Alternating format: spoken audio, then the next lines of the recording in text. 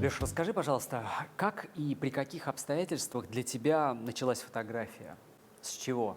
Может быть, был какой-то яркий эпизод? Были ли это какие-то работы, которые ты увидел и которые произвели на тебя впечатление и пробили насквозь? Или это было что-то внутри, что потом выросло в а, в это увлечение? Далекие середина 80-х, я еще был пацаном, не знаю, лет 13-14 было. И это был еще Советский Союз, и каждому школьнику нужно было какую-то посещать секцию. Да? Тогда я играл в футбол, борьбой занимался. Но вот однажды мне друг пригласил меня в фотокружок. Говорит, пойдем попробуем. Ну, я как-то так вначале сомневался, а потом решил прийти и заняться фотографией. И как-то вот это дело меня настолько поглотило, фотографии стали получаться. То есть сам процесс мне очень нравился. В темной комнате что-то делаешь, там проявляешь пленки, и потом вдруг на бумаге что-то появляется. И у меня как-то вот жизнь очень сильно перевернулась. Как бы, да? То есть я понял, что с помощью фотографии я могу для себя открыть много чего нового, и оно и открывалось. А что ты тогда снимал? Ты помнишь эти сюжеты? Всякую ерунду. Бабушку, как она шьет, какие-то цветы на подоконнике, какие-то бабушек, которые там коз пасут. Ну, то есть все, что меня окружало, все, что я видел вокруг, я фиксировал на пленку. Не знаю для чего, но вот мне нравился сам процесс. Позже, когда я уже пошел в армию, там было время подумать, кто я, что я, чем буду в жизни заниматься. Я как-то для себя тогда твердо решил, что вот я приду из армии и точно буду фотографом. Ну и так и получилось. Я пришел из армии, и это, кстати, было такое время интересное. Развал СССР, то есть новая СМИ, новая жизнь, жизнь бурлила. И вот я устроился работать в одной из газет вот в городе, где я жил, Вятка. Просто пришел в редакцию и сказал, я хочу у вас работать. Леш, а скажи, пожалуйста, вот ты говоришь, что ты решил, что ты будешь фотографом. Вот что тебе фотография давала? Ты уже чуть-чуть затронул эту тему, ты сказал, что тебе удавалось нащупать что-то новое.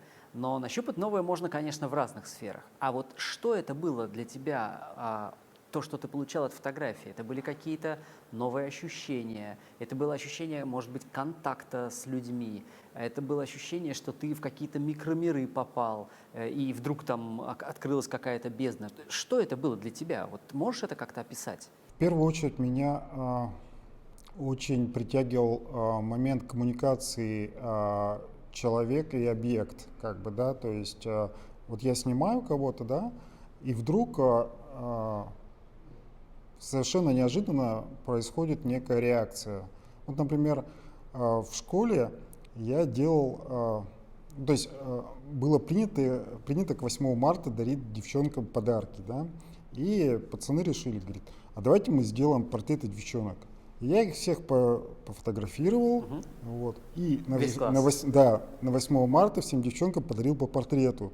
И насколько было мое удивление, вот эта реакция, как бы, да, то есть в тот момент я понял, что произошло чудо некое, да, то есть некая коммуникация меня как человека, который был по ту сторону, как бы, да, и вот некое отражение, как бы, личности, да, и это вот меня это очень сильно зацепило на интуитивном уровне. Тогда я был еще, ну, по сути дела, ребенком, я как бы еще не понимал всех нюансов, всех аспектов, как бы. Теперь ты понимаешь, чего именно ты ищешь от кадра? Ты понимаешь, какой кадр ты выбираешь? Как ты отбираешь из отснятого материала? Что именно, какие критерии важны для тебя? сегодня, вот уже сегодня? Что такое критерий? Это тоже такой важный момент. Это некая, ну, скажем так, некий бэкграунд, который уже накоплен, да, некий опыт, который ты накопил с годами, насмотренность вот это, да, то есть жизненная какая-то, ну вот, линия, которую, дорога, по которой ты шел. Когда я снимаю, я не думаю об этом, естественно. То есть это происходит само собой. То есть, опять же, на некой интуиции, да, когда меня цепляет какой-то сюжет, да, или там человек какой-то конкретный, я не думаю о том, какая будет композиция, да, и так далее. То есть я просто отдаюсь некому моменту, ситуации, да, и впоследствии это отображается на, ну, как бы, на фотографии в итоге. То есть я никогда не придумываю что-то, какой-то определенный сюжет. То есть я всегда отдаюсь случаю, проведению, удаче и так далее. Ты не сталкиваешься с проблемой однообразия фактур? Вот ты путешествуешь, допустим, по русским деревням, по малым городам. Тебя посещает периодически ощущение, что ты уже это видел? Вот есть ли у тебя какое-то ощущение, что это фактура, которая уже изучена полностью? Или для тебя это каждый раз что-то новое? Для меня все новое.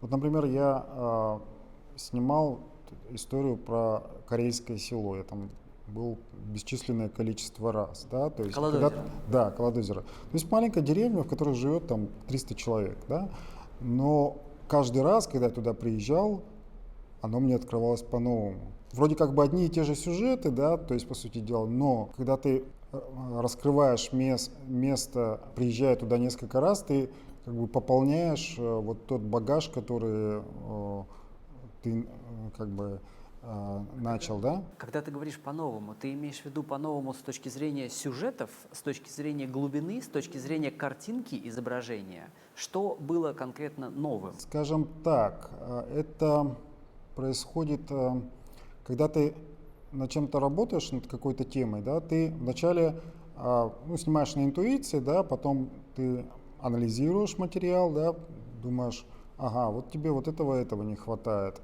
Когда ты снова приезжаешь в это же место, ты как бы захватываешь, то есть ты, с одной стороны, я не стараюсь думать об этом, но с другой стороны, вот получается, что количество сюжетов, оно становится больше, то есть мне нужно больше набрать материала, что ли, да? Таких ответвлений. Да, ответвлений каких-то, ну вот разных, ну с визуальной точки зрения, в первую очередь, сюжетов, чтобы эту историю раскрыть полноценно. А как ты, если бы уже коснулись темы Колодозера, как ты вышел на эту тему и как она развивалась, сколько лет ты над ней работал, потому что я знаю, что это один из самых известных твоих проектов. И как бы сейчас, как ты относишься к этой теме? Ты ее продолжаешь, ты ее более или менее считаешь для себя завершенной, или это вообще вечная тема для тебя? Вот расскажи немножечко, как это все ретроспективно развивалось?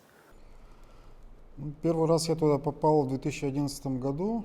Меня туда пригласил в это место мой друг, один из людей, кто возродил в этом селе храм. Ну вот бывают такие места, я много езжу, но вот бывают такие места, которые как бы тебя поглощают полностью. И вот Колодозеро, оно оказалось вот таким вот местом, да, ну для меня местом такой некой силы, да, когда ты, опять же, вот как по-новому все раскрываешь.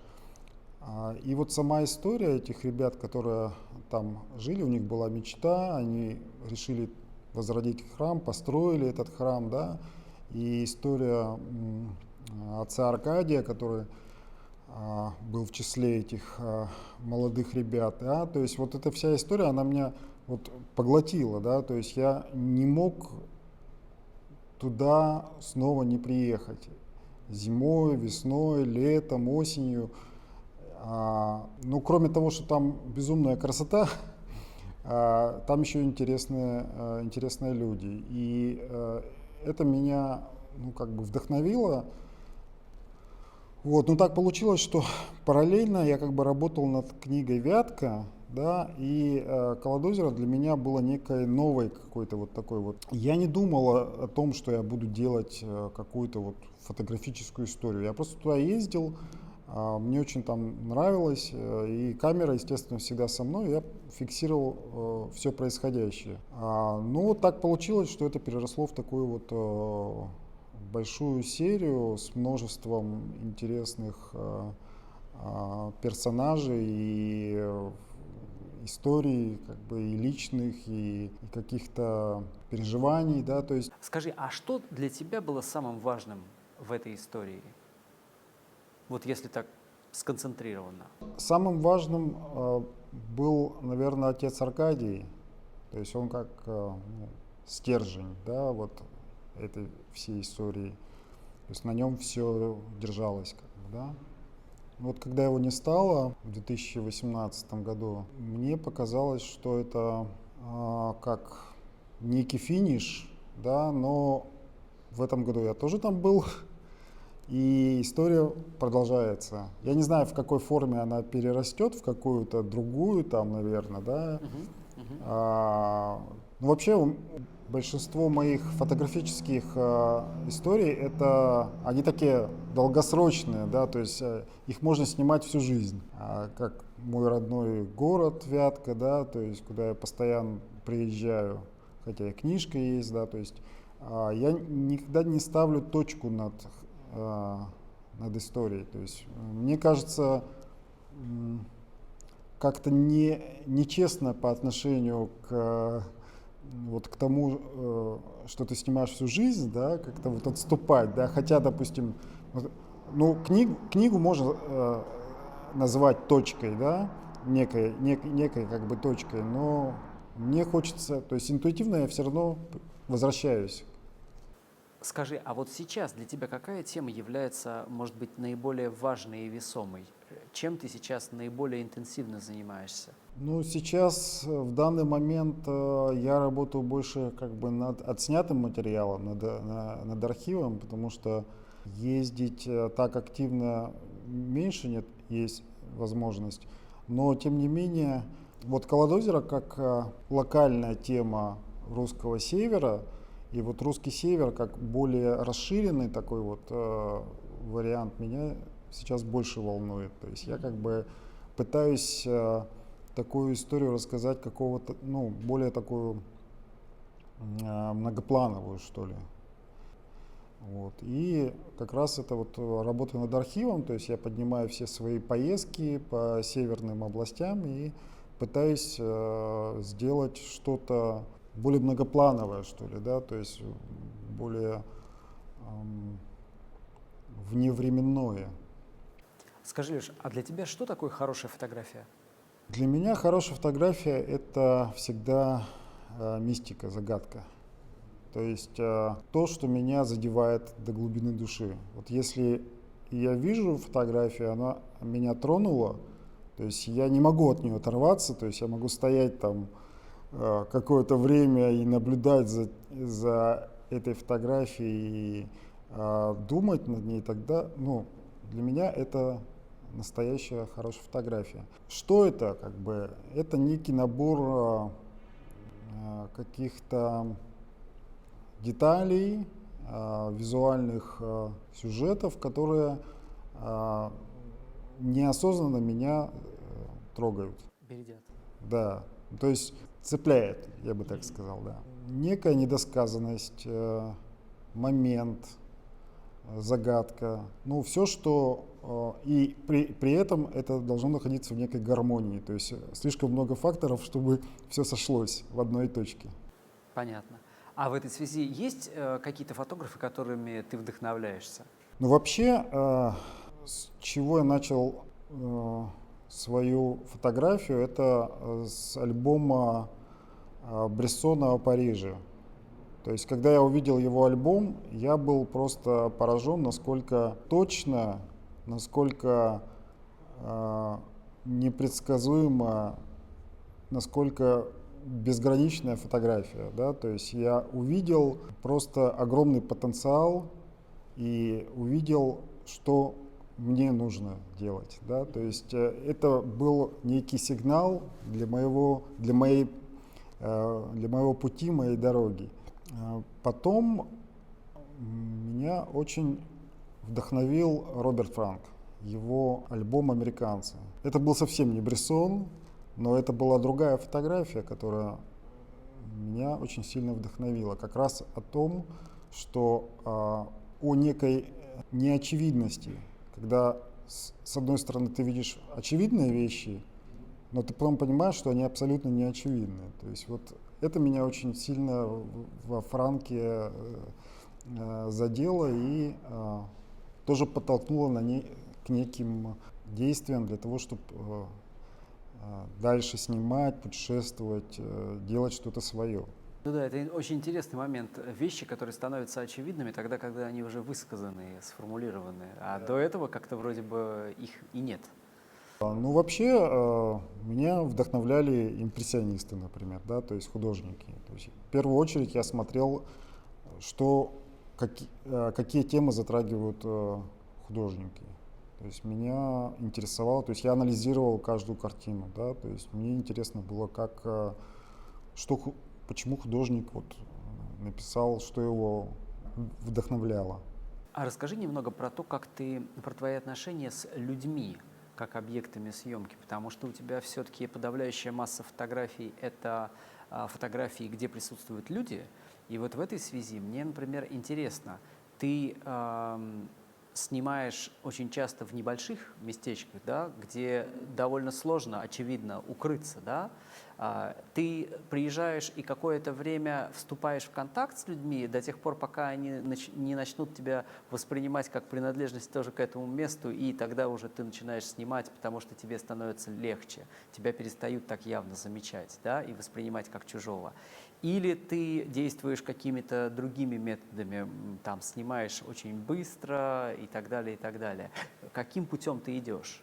Или, может быть, это микс какой-то? Ну, это, скорее всего, микс, потому что бывают разные ситуации, разные сюжеты. Если ты, конечно, попадаешь в какую-то деревню, где на улицах нет людей или там они очень редко встречаются, да, то, конечно, приходится идти на контакт, и мне очень нравится с людьми общаться, я пытаюсь понять их и познакомиться, и как-то поговорить с ними для того, чтобы они раскрепостились, и они, ну, я, скажем так, обозначаю себя, кто я, что я, для чего здесь, в данном месте.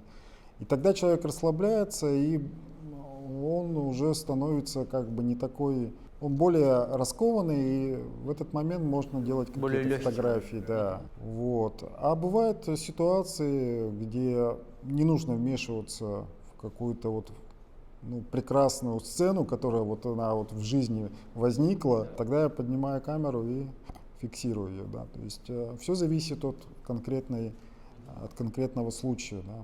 Скажи, вопрос может быть все-таки про технику, поскольку известно, что ты работаешь с камерами Leica много лет. А что ты из них предпочитаешь? Что тебе ближе всего как инструмент? Что тебе удобнее? Что лучше подходит для твоего стиля съемки, для общения, для контакта?